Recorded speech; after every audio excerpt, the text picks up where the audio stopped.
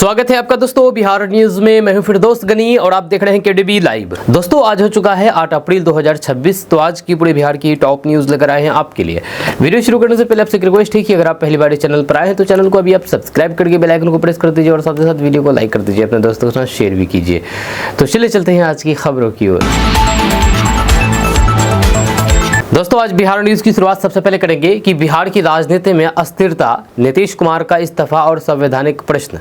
दरअसल बात यह है कि बिहार की राजनीति इस समय बड़े बदलाव के दौर से गुजर रही है। मुख्यमंत्री नीतीश कुमार के राज्यसभा जाने और फिर संभावित इस्तीफे की खबरों के बीच सत्ता परिवर्तन की प्रक्रिया तेज हो गई है। रिपोर्ट्स के अनुसार इस्तीफे की अटकलें मजबूत है और फिर नई सरकार के गठन की तैयारी भी शुरू हो चुकी है, जिससे बिहार में राजनीतिक अस्थिरता का माहौल बना हुआ है। इस पूरे घटनाक्रम ने कई संवैधानिक सवाल खड़े कर दिए हैं। सबसे बड़ा सवाल यह है कि मुख्यमंत्री का इस्तीफा कब और कैसे घोषित होना चाहिए। क्या ये सिर्फ मुख्यमंत्री या फिर राज्यपाल का अधिकार है या फिर किसी विभागीय आदेश में इसका जिक्र होना सही है। हाल ही में एक सरकारी आदेश में इस्तीफे का संकेत दिए जाने से प्रशासनिक प्रक्रिया और फिर अधिकारियों की सीमाओं पर बहस छिड़ गई है। बिहार वासी संभल जाइए, क्योंकि आंधी, बिजली और फिर ओलों के साथ बरसने की तैयारी में है बादल। दरअसल बात यह है कि बिहार में मौसम को लेकर के एक बार फिर से बड़ा अलर्ट जारी किया गया है। मौसम विभाग के अनुसार बिहार के कई हिस्सों में आंधी, तेज बारिश, वज्रपात और फिर ओलावृष्टि की संभावना ज़्यादा अधिक है। आने वाले 24 से 48 घंटे में मौसम तेजी से बदल सकता है, जिससे लोगों को सतर्क रहने की जरूरत है। जी हाँ, वहीं पर जानकारी के मुताबिक कई जिलों में 50 से 60 किलोमीटर प्रति घंटे की रफ्तार से तेज हवाएं चल सकती है। इसके साथ ही गरज, चमक और फिर ओले गिरने की भी आशंका है, जो खास करके किसानों के लिए चिंता का विषय बन सकता है, या क्योंकि फसलों को नुकसान पहुंच सकता है। मौसम विभाग ने लोगों को सलाह दी गई है कि खराब मौसम के दौरान घर से बाहर निकलने से बचें, खुले मैदान, पेड़ों और फिर बिजली के खंभों से दूर रहें। जब किसानों को भी अपनी फसलों की सुरक्षा के लिए जरूरी इंतजाम करने को कहा गया है। जब राहत की बात यह है कि इस बदलाव से तापमान में गिरावट आएगी और फिर गर्मी से थोड़ी राहत मिलेगी। बिहार में गजब लापरवाही, ना डॉक्टर मिला ना स्ट्रेचर, बीमार दादी को स्कूटी से ले जाना पड़ा दूसरे अस्पताल। दरअसल बात है कि बिहार के स्वास्थ्य सिस्टम पर एक बार फिर से गंभीर सवाल खड़े हो गए हैं। एक चौंकाने वाले मामले में बीमार बुजुर्ग महिला को अस्पताल में ना डॉक्टर मिला और न ही स्ट्रेचर, जिसके कारण परिजनों ने मजबूरी में उन्हें स्कूटी में बैठा करके दूसरे अस्पताल ले गया। जानकारी के मुताबिक परिवार इलाज के लिए अस्पताल पहुंचा था, लेकिन वहां पर समय पर कोई भी डॉक्टर उपलब्ध नहीं था और मरीज को ले जाने के लिए स्ट्रेचर तक नहीं दिया गया। जब काफी देर तक इंतजार करने के बाद कोई मदद नहीं मिली तो फिर परिजन खुद ही दादी को स्कूटी से दूसरे अस्पताल लेकर के गए। इस घटना के सामने आने के बाद स्वास्थ्य व्यवस्था पर फिर से सवाल उठने लगे हैं। जब पहले भी बिहार के अस्पतालों में लापरवाही के मामले सामने आते रहे हैं, जिससे लोगों का भरोसा प्रभावित हो रहा है। एक पद, कई दावेदार और अलग अलग सुर, किसका होगा बिहार? अगला सीएम आखिर होगा कौन? दरअसल बात यह है कि बिहार की राजनीति इस समय सबसे बड़े मोड़ पर खड़ी है। मुख्यमंत्री नीतीश कुमार के राज्यसभा जाने के बाद अब सवाल उठ रहा है कि अगला मुख्यमंत्री कौन होगा। जहां रिपोर्ट्स के मुताबिक 13 अप्रैल के आसपास इस्तीफा और 14 अप्रैल को एनडीए बैठक में नए नेता का चुनाव हो सकता है। सबसे मजबूत दावेदार की बात करें तो फिर सम्राट चौधरी का नाम सबसे आगे चल रहा है। जब पार्टी और फिर सहयोगी दलों के अंदर ही उन्हें फ्रंट रनर माना जा रहा है, या क्योंकि उनके पास प्रशासनिक अनुभव, संगठन पर पकड़ और जातीय संतुलन का फायदा है। जी हाँ, हालांकि सिर्फ एक नाम तय नहीं है। नित्यानंद राय, विजय सिन्हा और फिर कुछ ईबीसी चेहरों पर भी चर्चा जारी है, जिससे साफ है कि मुकाबला भी खुला हुआ है। सीधा समझे तो सीएम बीजेपी से ही बनने की संभावना मजबूत है। अंतिम फैसला एनडीए के टॉप लीडर करेंगे। जातीय समीकरण प्लस राजनीतिक संतुलन होगा सबसे बड़ा फैक्टर होगा। अभी तक तस्वीर पूरी तरह से साफ नहीं है, लेकिन जितने संकेत मिल रहे हैं उसमें सम्राट चौधरी सबसे आगे दिख रहे हैं। अंतिम मुहर एनडीए बैठक में लगेगी और वही बिहार की राजनीति की दिशा तय करेगी। बिहार में बनेगी world class education city, global model पर होगा निर्माण, डीपीआर तैयार। दरअसल बात यह है कि बिहार में शिक्षा क्षेत्र को नई ऊंचाई देने के लिए सरकार ने बड़ा कदम उठाया है। बिहार में वर्ल्ड क्लास एजुकेशन सिटी बनाने की योजना पर तेजी से काम शुरू हो गया है। इसका डीपीआर भी तैयार कर लिया गया है। जी हाँ, जानकारी के मुताबिक ये एजुकेशन सिटी पटना के आसपास करीब 250 एकड़ से ज़्यादा क्षेत्र में विकसित की जाएगी। इसे ग्लोबल शेयर्ड कैंपस मॉडल पर बनाया जाएगा, जहां पर अलग अलग यूनिवर्सिटी और फिर कॉलेज एक ही परिसर में रहकर के संसाधनों को साझा करेंगे। इससे स्मार्ट क्लास, डिजिटल लाइब्रेरी, आधुनिक लैब, रिसर्च सेंटर, हॉस्टल और फिर स्पोर्ट्स सुविधाएं जैसी विश्वस्तरीय व्यवस्था होगी। सरकार का लक्ष्य है कि इस प्रोजेक्ट को एक बड़ा एजुकेशन और फिर इनोवेशन हब बनाना है, जिससे न सिर्फ बिहार के छात्रों को बेहतर शिक्षा मिलेगी बल्कि रोजगार के नए अवसर भी पैदा होंगे। विशेषज्ञों के अनुसार ये परियोजना बिहार को देश ही नहीं बल्कि अंतर्राष्ट्रीय स्तर पर शिक्षा के एक बड़े केंद्र के रूप में स्थापित करने में मदद कर सकती है। किशनगंज के पूर्व डीएसपी गौतम कुमार सस्पेंड, 80 करोड़ की अवैध संपत्ति मामले में जांच तेज। दरअसल बात यह है कि बिहार में बड़ा एक्शन लेते हुए किशनगंज के पूर्व डीएसपी गौतम कुमार को तत्काल प्रभाव से सस्पेंड कर दिया गया है। यह कार्रवाई आर्थिक अपराध इकाई यानी कि ईओयू की जांच के बाद हुई है, जिसमें उन पर आय से अधिक संपत्ति रखने के गंभीर आरोप लगे हैं।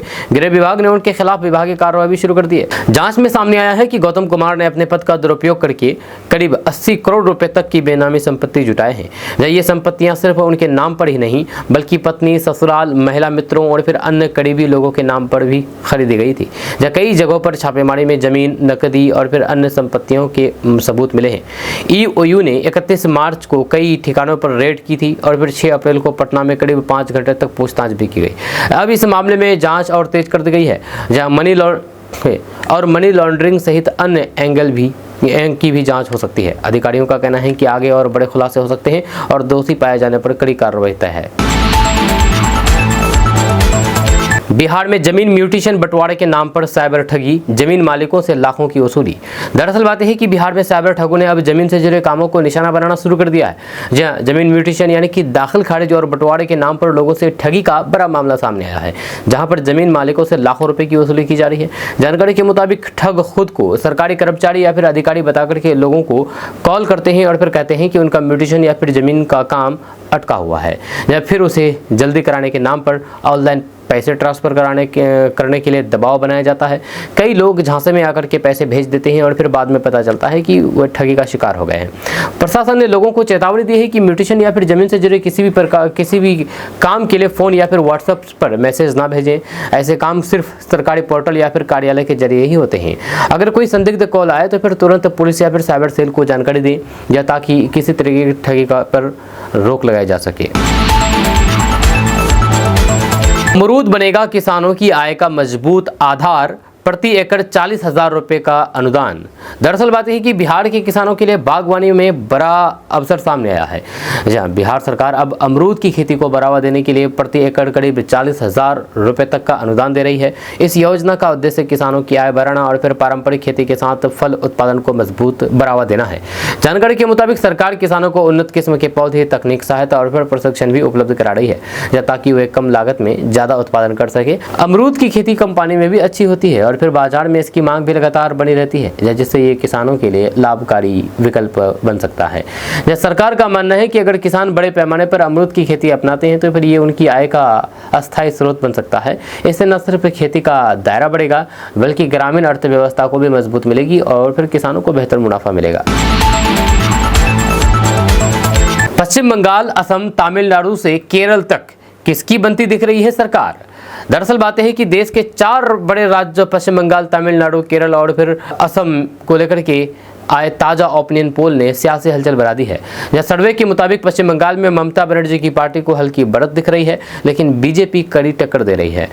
वहीं पर असम में बीजेपी गठबंधन को साफ बढ़त मिलती नजर आ रही है और सरकार की वापसी के संकेत मिल रहे हैं। तमिलनाडु में मुकाबला सबसे ज़्यादा दिलचस्प दिख रहा है, जहाँ पर एनडीए और फिर डीएमके के बीच कांटे की टक्कर बताई जा रही है। यहाँ पर सत्ता बदलने की संभावना भी जताई जा रही है, जिससे चुनाव और फिर ज़्यादा रोमांचक हो गया है। वहीं पर केरल में भी मुकाबला बेहद करीबी है, जहां पर यूडीएफ और फिर एलडीएफ के बीच सीधी लड़ाई दिखाई दे रही है। हालांकि यूडीएफ को हल्की बढ़त दिखाई जा रही है, लेकिन नतीजा पूरी तरह से पलट भी सकता है। जब कुल मिलाकर के ये ओपिनियन पोल संकेत देता है कि 2026 के चुनाव में चारों राज्यों में जबरदस्त मुकाबला देखने को मिलेगा, लेकिन अंतिम फैसला चुनाव नतीजे के बाद ही होगा। कौन है चंदन सिंह, जिसने सीवान में शहाबुद्दीन के बेटे पर दर्ज कराया केस? जाने पूरा मामला। दरअसल बात है कि बिहार के सीवान में इन दिनों जिस नाम की सबसे ज़्यादा चर्चा हो रही है वह है चंदन सिंह। जहाँ चंदन सिंह को इलाके में एक कुख्यात बाहुबली के तौर पर जाना जाता है, जिन पर पहले से ही हत्या, रंगदारी और आपराधिक मामलों के कई आरोप दर्ज बताए जाते हैं। जहाँ सीवान, जो कभी मोहम्मद शहाबुद्दीन का घर माना जाता था, वहाँ अब उनके बेटे ओसामा साहब और फिर चंदन सिंह के बीच वर्चस्व की लड़ाई चर्चा में है। यह पूरा मामला एक छोटे से विवाद से शुरू हुआ। रिपोर्ट्स के मुताबिक एक ऑटो और फिर स्कॉर्पियो के बीच साइड लेने के को लेकर के कहासुनी हुई, जो देखते ही देखते हिंसक झड़प में बदल गई, जिसके बाद पथराव, फायरिंग और फिर अफरा तफरी का माहौल बन गया। इस घटना के बाद चंदन सिंह ने पुलिस में शिकायत दर्ज कराते हुए आरोप लगाया है कि ओसामा साहब और उनके करीबी ने उनकी जान लेने की साजिश रची है। इस पूरे मामले में सबसे बड़ा मोड़ तब आया जब दोनों पक्षों की ओर से एफआईआर दर्ज हुई और फिर एक ही घटना में कई मुकदमे हो गए, जब पुलिस पर हमले की बात भी सामने आई है और लोगों को हिरासत में लिया गया है।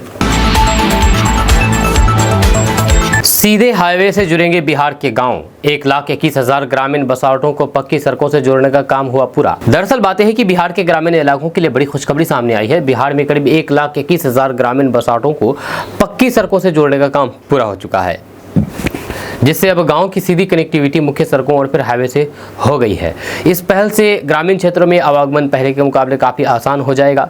जानकारी के मुताबिक ये काम केंद्र और फिर राज्य सरकार की योजनाओं के तहत किया गया है, जिसका मुख्य उद्देश्य गाँव को बेहतर सड़क नेटवर्क से जोड़ना और फिर विकास को गति देना है। अब ग्रामीण इलाकों से शहरों तक पहुँच आसान होगी, जिससे शिक्षा, स्वास्थ्य और फिर बाजार तक पहुँच में सुधार आएगा। सरकार का मानना है कि इस परियोजना से गाँव की अर्थव्यवस्था मजबूत होगी। यह किसानों को अपनी उपज बाजार तक पहुंचाने में आसानी होगी। वहीं पर रोजगार और फिर व्यापार के नए अवसर भी पैदा होंगे। ये कदम ग्रामीण विकास की दिशा में एक बड़ा बदलाव साबित हो सकता है। अधिकारियों ने सीएम नीतीश कुमार के ड्रीम प्रोजेक्ट पर फिर से फेरा पानी, लक्ष्य से पीछे रहने पर बुलाई गई आपात बैठक। दरअसल बात है कि बिहार में मुख्यमंत्री नीतीश कुमार के ड्रीम प्रोजेक्ट को लेकर के बड़ा मामला सामने आया है। रिपोर्ट्स के मुताबिक तय समय सीमा खत्म होने के बावजूद भी प्रोजेक्ट अपने लक्ष्य से पीछे रह गया है। जी हाँ, इससे सरकार की योजनाओं की रफ्तार पर सवाल उठने लगे हैं और अधिकारियों की कार्यशैली पर भी नाराजगी जताई जा रही है। जी हाँ, ये मामला है सोलर स्ट्रीट लाइट का। यह सोलर स्ट्रीट लाइट जिस तरह से लगना चाहिए था उस तरह से नहीं लगा है।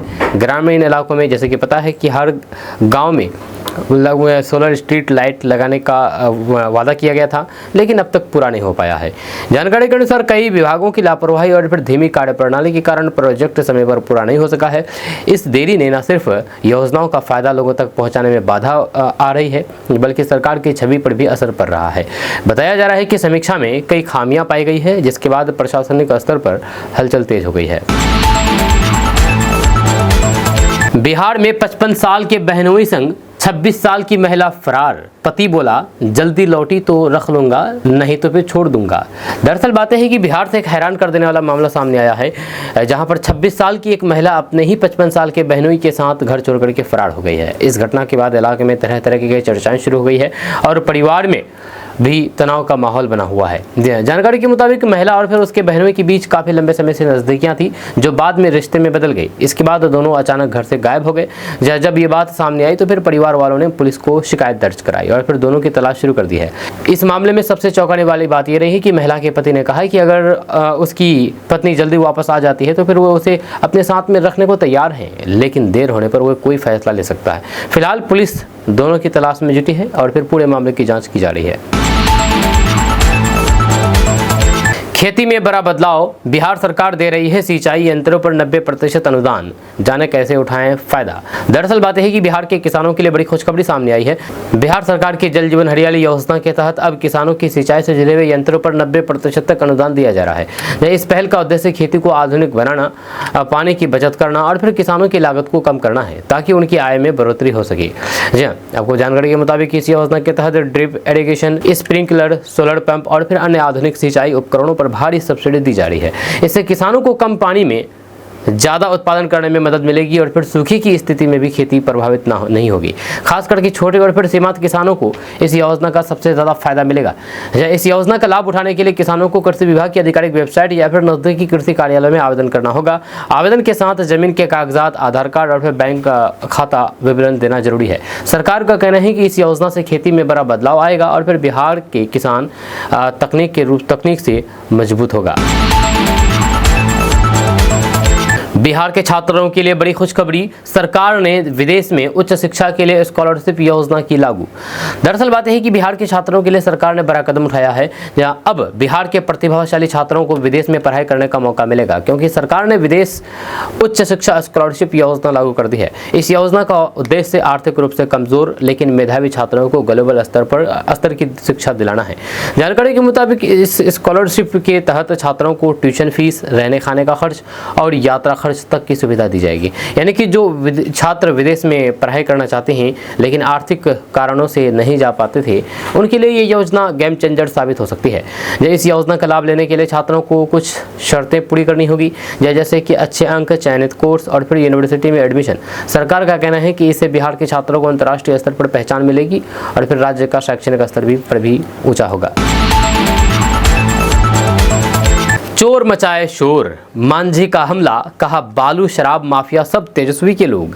दरअसल बात है कि बिहार की राजनीति में बयानबाजी एक बार फिर से तेज हो गई है। हिंदुस्तानी अवाम मोर्चा के नेता और पूर्व मुख्यमंत्री जीतन राम मांझी ने तेजस्वी यादव पर बड़ा आरोप लगाया है। उन्होंने कहा है कि बिहार में सक्रिय बालू और फिर शराब माफिया से जुड़े लोग तेजस्वी यादव के ही समर्थक है। जीतन राम मांझी ने तंज कसते हुए कहा कि चोर मचाए शोर, यानी कि जो खुद दोषी हैं वही दूसरों पर आरोप लगा रहे हैं। उन्होंने ये भी कहा कि विपक्ष लगातार सरकार पर सवाल उठा रहा है, जबकि असल में अवैध कारोबार से जुड़े लोग उनके ही करीब हैं। इस बयान के बाद सियासी माहौल और गर्मा गया है। इस आरोप पर विपक्ष की ओर से भी पलटवार की संभावना जताई जा रही है। ऐसे में साफ है कि बिहार में बालू और फिर शराब माफिया का मुद्दा एक बार फिर से राजनीतिक बहस का केंद्र बन गया है और फिर आने वाले दिनों में ये विवाद और तेज हो सकता है। रसोई गैस की किल्लत पर फूटा उपभोक्ताओं का गुस्सा, गैस एजेंसी के सामने किया प्रदर्शन, महिलाओं ने लगाया कालाबाजारी का आरोप। दरअसल बात है कि बिहार में रसोई गैस की कमी को लेकर के लोगों का गुस्सा सड़कों पर उतर आया है। एक गैस एजेंसी के सामने बड़ी संख्या में उपभोक्ताओं ने विरोध प्रदर्शन किया, जहां पर खास करके महिलाओं ने जमकर के नारेबाजी की और फिर अपनी परेशानी जाहिर की है। प्रदर्शन कर रहे लोगों का आरोप है कि इलाके में गैस सिलेंडर की भारी किल्लत है और फिर कई दिनों तक बुकिंग के बाद भी डिलीवरी नहीं मिल रही है।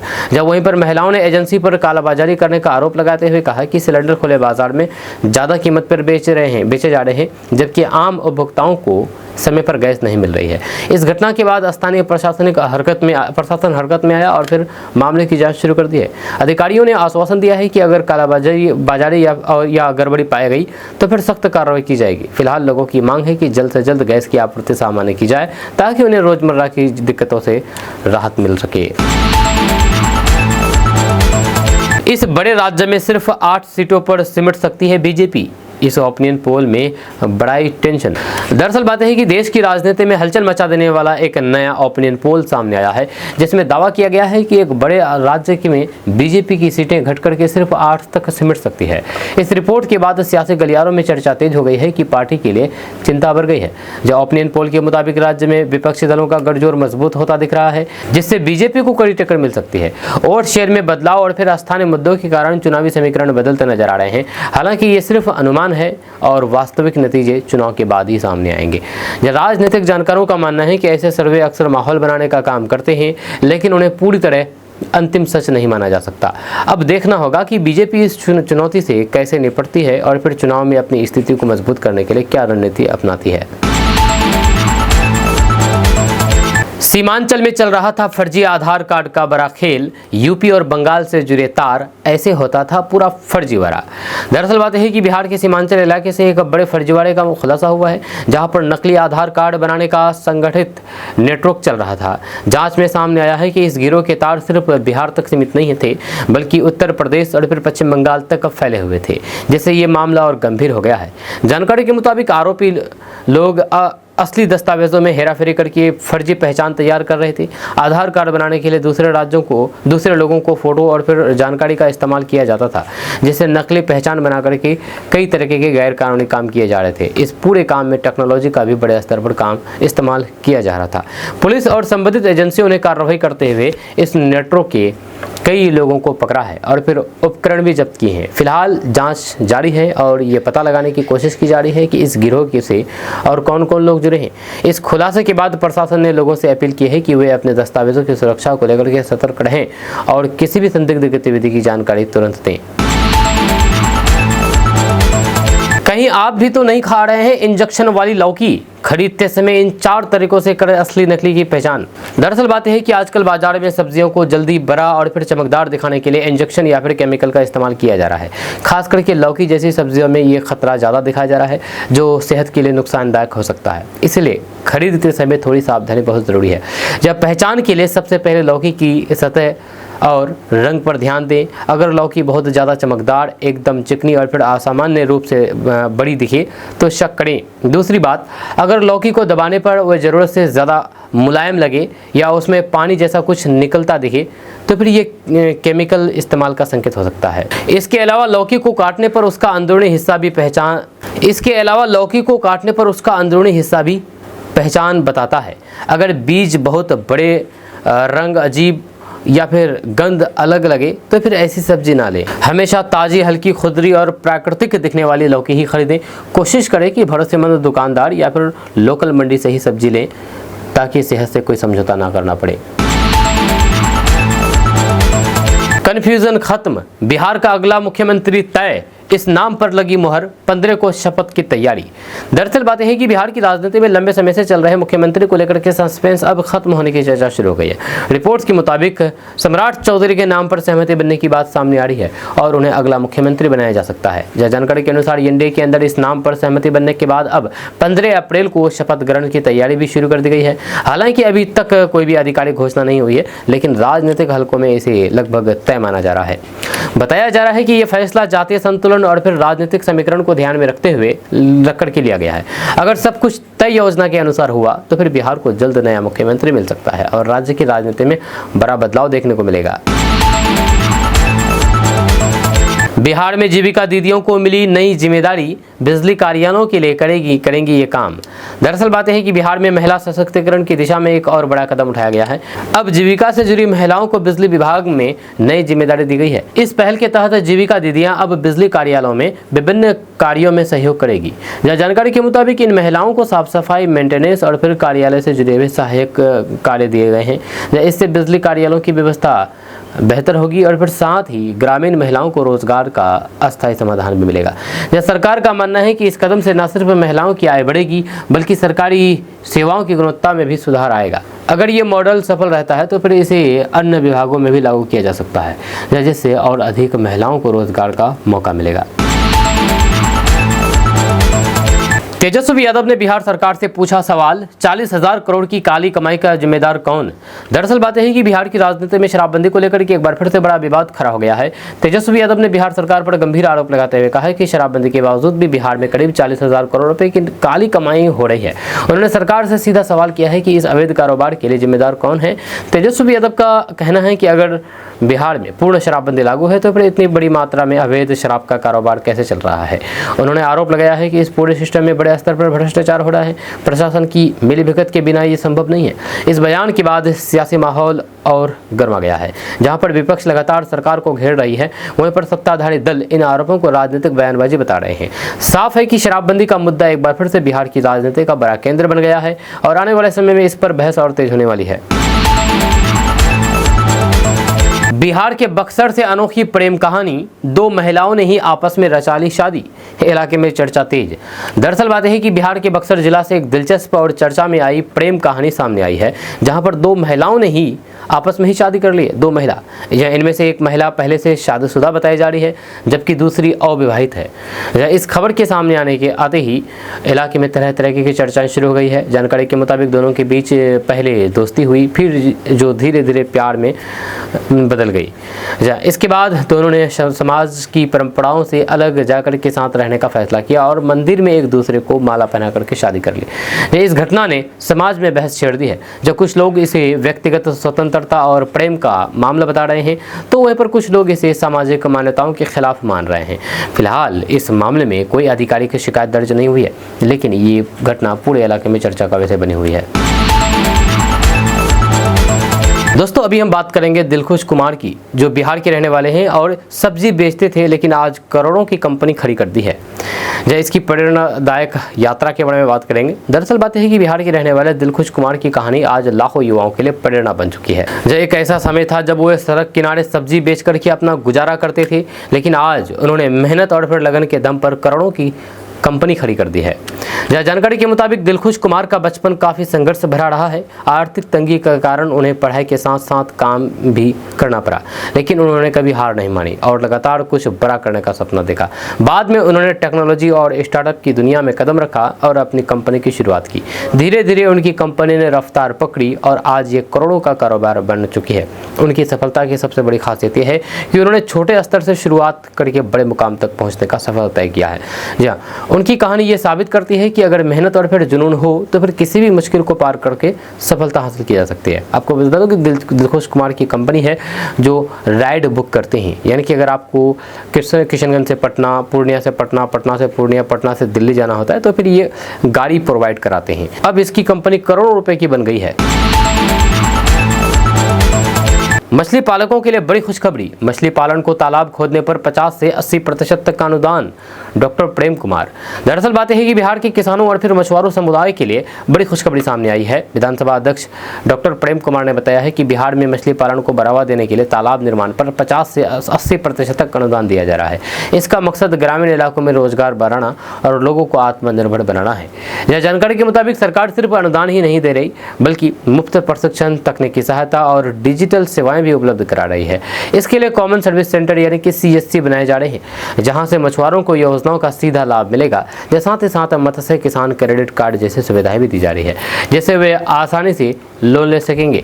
यह सरकार का मानना है कि मछली पालन आने वाले समय में किसानों की आय बढ़ाने का बड़ा जरिया बन सकता है। यह कम लागत और फिर ज़्यादा मुनाफे के कारण ये व्यवसाय तेजी से लोकप्रिय हो रहे हैं। अगर किसान इस योजना का सही तरीके से लाभ उठाएं तो फिर ये उनके लिए अस्थायी कमाई और फिर रोजगार का मजबूत साधन बन सकता है। दोस्तों, किशनगंज में अवैध खनन माफियाओं के खिलाफ बड़ी कार्रवाई हुई है। फर्जी चालान के जरिए खनिज ढोने का खेल पकड़ा गया है, जिसमें एक हाईवा चालक रंगे हाथ गिरफ्तार हुआ है। अब सवाल ये है कि क्या ये सिर्फ एक मामला है या इसके पीछे बड़ा नेटवर्क काम कर रहा है? ये बड़ा सवाल है। हम आपको इस पूरी खबर के बारे में बताएंगे विस्तार से, डिटेल से। उससे पहले आप हमारे इस पेज को फॉलो कर लीजिए इसी तरह खबरें देखने के लिए। तो दरअसल बात यह है कि किशनगंज जिले में पुलिस और प्रशासन ने अवैध खनन के खिलाफ सख्त कार्रवाई करते हुए एक बड़े गिरोह का भंडाफोड़ किया है। इस कार्रवाई में एक हाईवा चालक को फर्जी चालान के साथ गिरफ्तार किया, जिससे अवैध खनिज परिवहन के बड़े खेल का खुलासा हुआ है। यह अभियान जिला प्रशासन के निर्देश पर चलाया गया, जिसमें पुलिस और खनन विभाग की टीम लगातार सीमावर्ती क्षेत्र में वाहनों की जांच कर रही थी। इसी दौरान गलगलिया थाना क्षेत्र में बंगाल की ओर आ रहे एक हाईवा वाहन को रोका गया। जांच के दौरान चालक ने बताया है कि वाहन में गिट्टी लदी हुई है। जब उससे चालान मांगा गया तो फिर उसने अपने मोबाइल फोन में एक चालान दिखाया, लेकिन जांच में वह चालान फर्जी पाया गया। इसके बाद जब पुलिस ने किराए से पूछताछ की तो चालक ने एक और चालान दिखाया, जो वाहन पकड़े जाने के करीब 10 मिनट बाद उसके मोबाइल पर भेजा गया था। इससे साफ हो गया है कि फर्जी दस्तावेज के जरिए प्रशासन को गुमराह करके अवैध खनिज का परिवहन किया जा रहा था।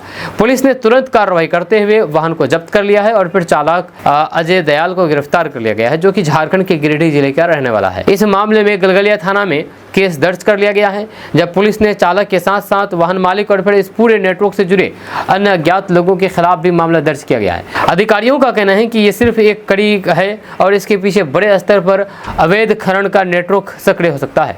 इसलिए आगे भी जांच जारी रहेगी और दोषियों के खिलाफ सख्त कार्रवाई की जाएगी। जब प्रशासन ने अब साफ कर दिया है कि अवैध खनन और फिर खनिज परिवहन के खिलाफ यह अभियान लगातार जारी रहेगा, ताकि इस तरह की गैर कानूनी गतिविधि पर पूरी तरह से रोक लगाई जा सके। फिलहाल इस कार्रवाई के बाद अवैध खनन माफियाओं में हरकत मचा हुआ है और प्रशासन की सख्ती साफ नजर आ रही है। आपका इसके बारे में क्या कहना है नीचे कमेंट बॉक्स में कमेंट करके जरूर बताइएगा।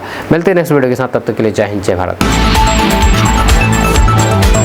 दोस्तों, किशनगंज में शिक्षा विभाग की बड़ी लापरवाही सामने आई है, जहां एक ऐसे शिक्षक को कारण बताओ नोटिस जारी किया है जिनकी मौत 1 साल पहले हो चुकी है। जी हां, जिस शिक्षक की 1 साल पहले मौत हो गई है उन्हें ही नोटिस जारी किया गया है। अब सवाल यह है कि आखिर सिस्टम में इतनी बड़ी चूक कैसे हो गई, और क्या सिर्फ मानवीय भूल कहकर के इस गलती को नजरअंदाज किया जा सकता है? ये बड़ा सवाल है। ये किशनगंज शिक्षा विभाग में इस तरीके का ये मामला सामने आया है। हम आपको इस पूरी खबर के बारे में बताएंगे विस्तार से, डिटेल से। उससे पहले आप हमारी इस पेज को फॉलो कर लीजिए इसी तरह की खबरें देखने के लिए। तो दरअसल बात यह है कि किशनगंज जिले के बहादुरगंज प्रखंड में शिक्षा विभाग की एक गंभीर लापरवाही सामने आई है, जिसने पूरे विभाग की कार्यप्रणाली पर सवाल खड़े कर दिए हैं। यहाँ पर लोहागड़ा मिडिल स्कूल के एक दिवंगत शिक्षक को कारण बताओ नोटिस जारी कर दिया। जहाँ बताया जा रहा है कि जिस शिक्षक फैयाज आलम को नोटिस भेजा गया है, उनकी मृत्यु जुलाई 2025 में एक सड़क हादसे में ही हो चुकी थी। इसके बावजूद भी विभाग की ओर से उन्हें नोटिस जारी कर दिया गया, जिससे शिक्षकों और फिर स्थानीय लोगों में नाराजगी फैल गई है। इस घटना के सामने आने के बाद शिक्षा विभाग की कार्यशैली को लेकर के कई तरह के सवाल उठने लगे हैं। लोग ये जानना चाहते हैं कि आखिर इतनी बड़ी चूक कैसे हो गई, जब शिक्षक की मृत्यु को 1 साल से अधिक समय बीत चुका है।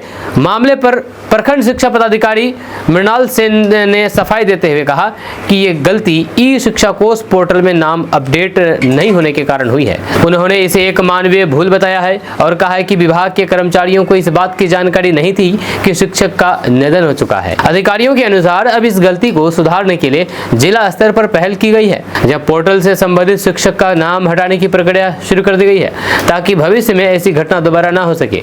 यहाँ ये भी ध्यान देने वाली बात है कि शिक्षा कोष पोर्टल बिहार सरकार का एक महत्वपूर्ण डिजिटल प्लेटफॉर्म है, जिसके माध्यम से शिक्षकों की उपस्थिति, वेतन, छुट्टी और फिर अन्य गतिविधियों की निगरानी की जाती है। ऐसे में इस तरह की गलती सिस्टम की विश्वसनीयता पर भी सवाल खड़े हो सकती है। दोस्तों, मौलाना अब्दुल्ला सालिम चतुर्वेदी की गिरफ्तारी का मामला अब राज्य से यानी कि बिहार से निकल करके राष्ट्रीय स्तर तक पहुंच गया है। जब पूर्व विधायक मास्टर मुजाहिद आलम की पहल के बाद बिहार अल्पसंख्यक आयोग ने इस मामले को गंभीरता से लेते हुए राष्ट्रीय अल्पसंख्यक आयोग से जांच की मांग कर दी है। सवाल अब यह है कि क्या दोषियों पर कार्रवाई होगी, ये बड़ा सवाल है। हम आपको इस पूरी खबर के बारे में विस्तार से डिटेल से बताएंगे। उससे पहले आप हमारे इस पेज को फॉलो कर लीजिए इसी तरह की खबरें देखने के लिए। तो दरअसल बात यह है कि मौलाना अब्दुल्ला सालिम चतुर्वेदी की गिरफ्तारी को लेकर के अब मामला और गंभीर हो गया है। जब कोचा दमन के पूर्व विधायक मास्टर मुजाहिद आलम की पहल पर यह मुद्दा अब राष्ट्रीय स्तर तक पहुंच चुका है। दरअसल मास्टर मुजाहिद आलम ने 3 अप्रैल 2026 को बिहार राज्य अल्पसंख्यक आयोग के अध्यक्ष मौलाना गुलाम रसूल बलियावी से मुलाकात करके एक मांग पत्र सौंपा था। इस मांग पत्र में उत्तर प्रदेश STF द्वारा मौलाना अब्दुल्ला सालिम चतुर्वेदी की कथित गैर कानूनी गिरफ्तारी और फिर उनके साथ हुए अमानवीय व्यवहार की जांच की मांग की गई थी। बिहार राज्य अल्पसंख्यक आयोग ने अभी इसे राष्ट्रीय स्तर पर उठाया है। 7 अप्रैल 2026 को आयोग की ओर से एक आधिकारिक पत्र जारी करके राष्ट्रीय अल्पसंख्यक आयोग नई दिल्ली से पूरे मामले की जांच करने और उचित कार्रवाई करने की मांग की है। वहीं चूंकि ये मामला 2 राज्यों जैसे कि बिहार और उत्तर प्रदेश से जुड़ा हुआ है, इसीलिए इसे राष्ट्रीय स्तर पर ले जाना जरूरी माना गया। आयोग का मानना है कि इस तरह के मामलों में निष्पक्ष जांच और सख्त कार्रवाई जरूरी है, ताकि कानून का पालन सुनिश्चित हो सके। इस पूरे घटनाक्रम के बाद मास्टर मुजाहिद आलम ने बिहार राज्य अल्पसंख्यक आयोग के अध्यक्ष मौलाना गुलाम रसूल बलियावी का आभार व्यक्त किया है। उन्होंने कहा कि आयोग ने इस संवेदनशील मुद्दों को गंभीरता से लिया है और आगे बढ़ाकर के न्याय की दिशा में एक महत्वपूर्ण कदम उठाया है। दोस्तों, किशनगंज शहर में ट्रैफिक व्यवस्था एक बार फिर से सवालों के घेरे में है। जब सोमवार को बाजार इलाके में ऐसा भीषण जाम लगा कि लोगों का चलना तक मुश्किल हो गया। हालात ऐसे बन गए कि सड़क पर पांव रखने की भी जगह नहीं बची और गाड़ियों की रफ्तार पूरी तरह से थम गई। सबसे ज्यादा असर पश्चिम पाली से मरवाड़ी कॉलेज तक के रास्ते पर देखने को मिला है। इस पूरे इलाके में लंबी कतारों में वाहन फंसे रहे और लोग 1 से 2 घंटे तक जाम में परेशान होते रहे। हम आपको इस पूरी खबर के बारे में बताएंगे विस्तार से, डिटेल से। उससे पहले आप हमारे इस पेज को फॉलो कर लीजिए इसी तरह खबरें देखने के लिए। तो आपको बता दूं कि किशनगंज में लगातार आए दिन भीषण जाम से लोग परेशान होते रहते हैं। चाहे किशनगंज शहर के किसी भी कोने में आप चले जाएं, लेकिन आपको जाम से छुटकारा नहीं मिलेगी। अगर आप किशनगंज आएंगे तो आपको जाम की शुरुआत कहा जाए तो मस्तान चौक से ही देखने को मिलेगी। मस्तान चौक से किशनगंज तक जाम ही जाम लगातार नजर आती है, लेकिन बीच बीच में ऐसा जाम कभी कभी लग जाता है जिसकी वजह से लोग भारी मुसीबत में पड़ जाते हैं। जब कल ही इमलीगुला चौक में भीषण जाम लगा। जाम के दौरान कई बड़ी परेशानियां ये रही कि मौके पर ट्रैफिक पुलिस नजर नहीं आई। सबसे दिक्कत यही कि ट्रैफिक पुलिस नजर नहीं आती है। सबसे ज्यादा असर पश्चिम पाली से मरवाड़ी कॉलेज तक के रास्ते पर देखने को मिली है। इस पूरे इलाके में लंबी कतारों में वाहन फंसे रहे और लोग 1 से 2 घंटा तक जाम में परेशान होते रहे। जब बाइक, ऑटो, टोटो, ट्रैक्टर और फिर बड़े वाहन सब एक ही जगह फंसे नजर आए, जिससे हालात और ज्यादा खराब हो गए। जाम के दौरान सबसे बड़ी परेशानी ये रही कि मौके पर ट्रैफिक पुलिस कहीं भी नजर नहीं आई। में लोग खुद ही किसी तरह रास्ता निकालने की कोशिश करते रहे, लेकिन भीड़ इतनी ज़्यादा थी कि हालात काबू से बाहर हो गए। जब कई लोग जरूरी काम के लिए निकले थे लेकिन घंटों जाम में फंसे रह गए। वहीं पर स्थानीय लोगों का कहना है कि किशनगंज बाजार में यह समस्या अब आम हो चुकी है, जहां रोजाना किसी न किसी समय जाम लग जाता है। लेकिन सोमवार को स्थिति और ज्यादा खराब हो गई, जहां दुकानदारों और फिर राहगीरों दोनों को भारी परेशानी का सामना करना पड़ा। जाम लगने के पीछे कई कारण सामने आ रहे हैं। सबसे बड़ा कारण है ट्रैफिक नियमों का पालन न होना। किशनगंज में एसडीपीओ पद पर रहे गौतम कुमार को लेकर के एक से एक खुलासे सामने आ रहे हैं। उनकी काली कमाई का हर दिन नए नए नेटवर्क का पता चल पा रहा है। अब पता चला है कि नेपाल, बंगाल से नोएडा तक इनकी संपत्तियों का जाल बिछा हुआ है। किशनगंज के एसडीपीओ पद पर रहे गौतम कुमार की कथित बेनामी संपत्ति और फिर निवेश की जांच अब तेज हो गई है। आर्थिक अपराध इकाई यानी कि ईओयू ने इस मामले में 3 अलग अलग टीमें गठित करके जांच को व्यापक दायरे में फैला दिया है।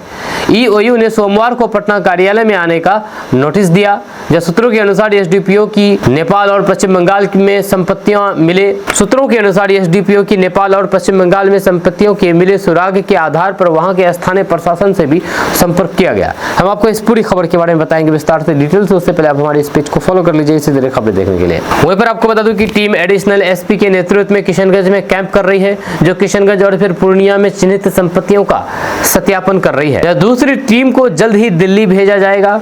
ये टीम दिल्ली के साथ साथ गुरुग्राम और फिर नोएडा में मिली संपत्तियों की जांच करेगी। वहीं पर एसडीपीओ से जुड़े लोगों की संपत्तियों की भी जांच होगी। जानकारी के अनुसार जांच के दौरान ईओयू को कई माफिया और कथित सफेद पोशों से एसडीपीओ के संबंध के संकेत भी मिले हैं, जिनकी भी पड़ताल की जा रही है। वहीं पर संबंधित लोगों की संपत्तियों की भी खंगाली जारी है।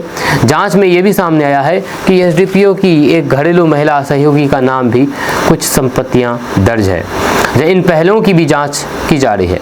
ईओयू ने एसडीपीओ गौतम कुमार को पूछताछ के लिए सोमवार को पटना स्थित अपने कार्यालय में उपस्थित होने का नोटिस दिया था, हालांकि वे गए भी थे। वहीं पर इस मामले में डीआरडीए निदेशक वैभव कुमार को भी मंगलवार को पूछताछ के लिए बुलाया गया है। आपका इसके बारे में क्या कहना है, नीचे कमेंट बॉक्स में कमेंट करके जरूर बताइएगा।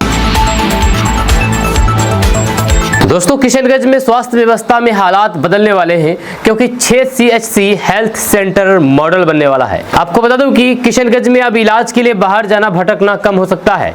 लंबे समय से स्वास्थ्य सुविधाओं की कमी झेल रहे इस सीमावर्ती जिले में अब बड़ा बदलाव होने जा रहा है। मुख्यमंत्री 7 निश्चय पाठ 3 योजना के तहत 6 सामुदायिक स्वास्थ्य केंद्रों को हाईटेक बनाया जाएगा। अब सवाल यह है कि क्या अब गाँव में भी बेहतर इलाज और सुविधा मिलेगी? तो आपको बता दूं कि किशनगंज जिले में स्वास्थ्य सुविधाओं की कमी लंबे समय से एक बड़ी समस्या रही है।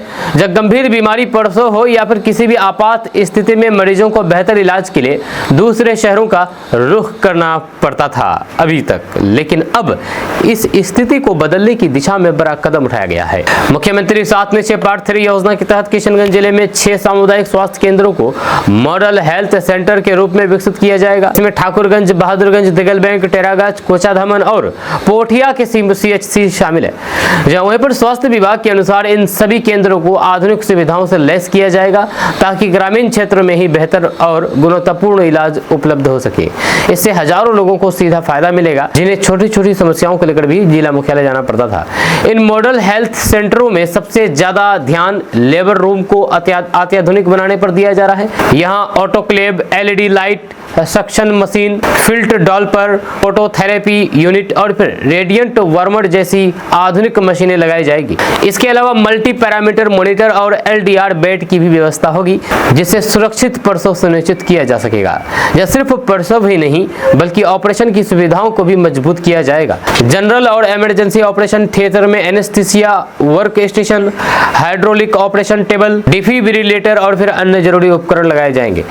इससे गंभीर मरीजों का इलाज भी स्थानीय स्तर पर संभव हो सकेगा। वहीं पर स्वास्थ्य अधिकारियों का कहना है कि इन सुविधाओं के शुरू होने से ग्रामीण क्षेत्रों में स्वास्थ्य सुविधाओं की तस्वीर पूरी तरह से बदल जाएगी। अब मरीजों को छोटे छोटे इलाज के लिए भी शहरों का चक्कर नहीं लगाना पड़ेगा। इस पहल से न सिर्फ समय पर इलाज मिलेगा बल्कि लोगों का आर्थिक बोझ भी कम होगा, खास करके गरीब और फिर ग्रामीण परिवारों को इससे बड़ी राहत मिलेगी। कुल मिलाकर के ये योजना किशनगंज में स्वास्थ्य व्यवस्था को मजबूत करने की दिशा में एक बड़ा कदम साबित हो सकती है, वहीं पर जिससे आने वाले समय में किशनगंज जिले के लोगों को बेहतर और फिर सुलभ इलाज मिल सकेगा। आपका इसके बारे में क्या कहना है, नीचे कमेंट बॉक्स में कमेंट करके जरूर बताइएगा।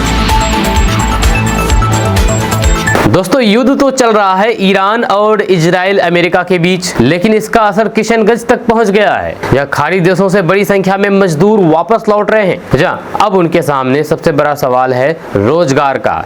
हजारों परिवार की कमाई का सहारा टूट गया है। अब सवाल है कि क्या अब किशनगंज जिले में इतने लोगों को काम मिल पाएगा या बढ़ेगा बेरोजगारी का संकट। हम आपको इस पूरी खबर के बारे में बताएंगे विस्तार से, डिटेल से। उससे पहले आप हमारे इस पेज को फॉलो कर लीजिए इसी तरह खबरें देखने के लिए। तो दरअसल बात यह है कि ईरान इजराइल तनाव का असर अब बिहार के सीमांचल इलाके खास करके किशनगंज में साफ तौर पर देखने को मिल रहा है। यह खाड़ी देशों में काम करने वाले बड़ी संख्या में प्रवासी मजदूर अब वापस अपने घर लौट आए हैं, जिससे उनके सामने रोजगार का संकट, गंभीर संकट खड़ा हो गया है। यह जानकारी के मुताबिक किशनगंज समेत गोपालगंज, सिवान, अररिया, पूर्णिया और कटिहार जैसे जिलों से हजारों की संख्या में लोग खाड़ी देशों में काम करने के लिए जाते हैं, लेकिन वहां के बिगड़ते हालात और फिर सुरक्षा को लेकर के बढ़ते खतरे के कारण अब मजदूर वापस लौटने लगे हैं। लौटे हुए मजदूरों का कहना है कि वहां पर लगातार तनाव और फिर हमलों की स्थिति के कारण डर का माहौल था, जिससे उन्होंने वापस आने का फैसला किया। अबू धाबी में काम करने वाले सुजीत कुमार यादव बताते हैं कि वहां हालात ऐसे हो गए थे